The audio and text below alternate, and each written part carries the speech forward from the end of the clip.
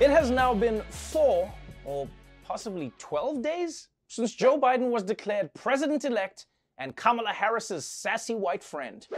And since then, he's been busy trying to prepare his team for office. But it's not going smoothly because Donald Trump, one-term president and tenant from hell, is still going through all the stages of grief.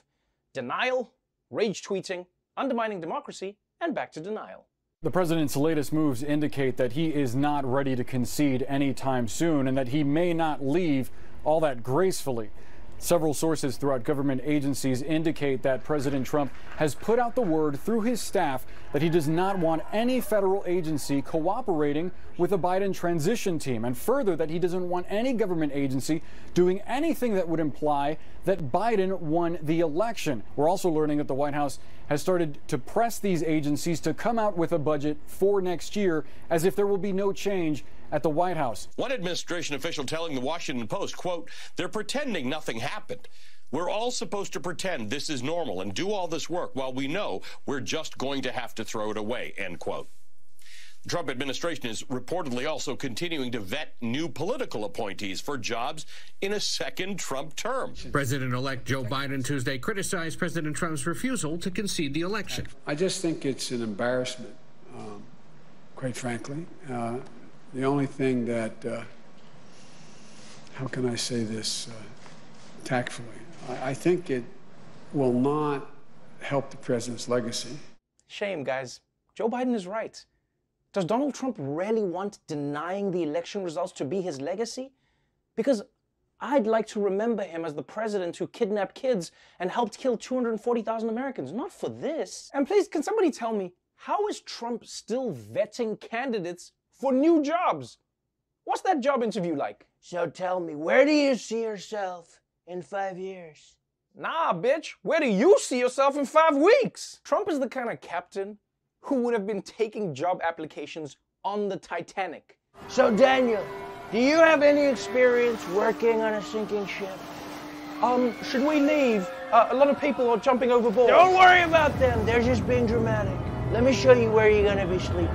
I mean, guys, it must be so uncomfortable working in the White House right now because everyone around Trump knows he lost, but they've got to all go along with the lie.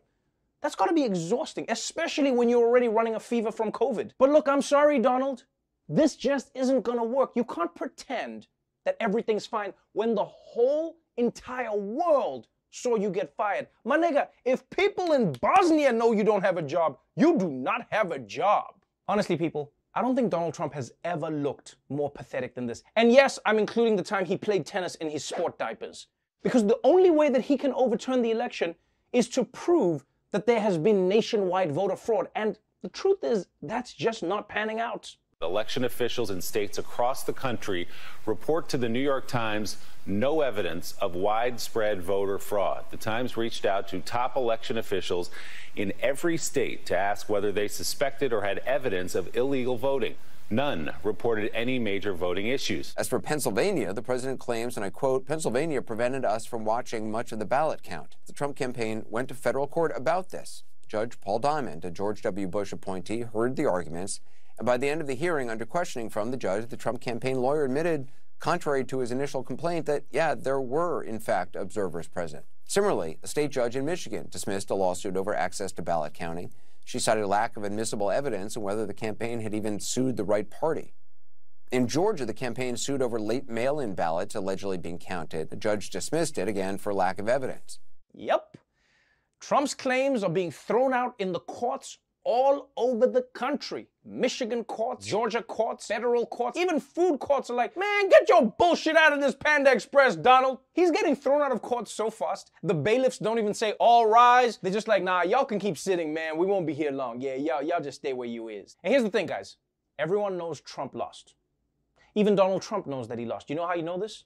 You realize you haven't seen his face since they called the race? He hasn't shown it. You think that if Donald Trump really thought he'd won, he'd be hiding? No.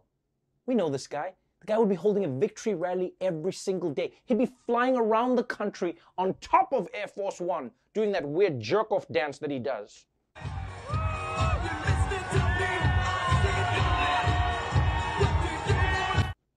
And just so we're on the same page, reporters haven't found widespread voter fraud. Election officials haven't found it. And even the courts haven't found it.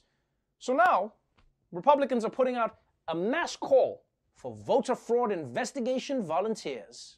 Republicans continue to search for widespread issues. In Texas, Lieutenant Governor Dan Patrick is offering up to $1 million to incentivize, encourage, and reward people for reports of voter fraud, even though there has been no evidence of any there. Right now, we're in an evidence gathering phase. That's why we have a hotline, and that we're asking people to let us know if they have any of these irregularities that they saw. We'll pursue them, and then we will pursue legal action. The Trump campaign has set up this voter fraud hotline, basically, where it could field calls about these allegations of voter fraud. I'm told actually a lot of those calls have been prank calls that have been coming in.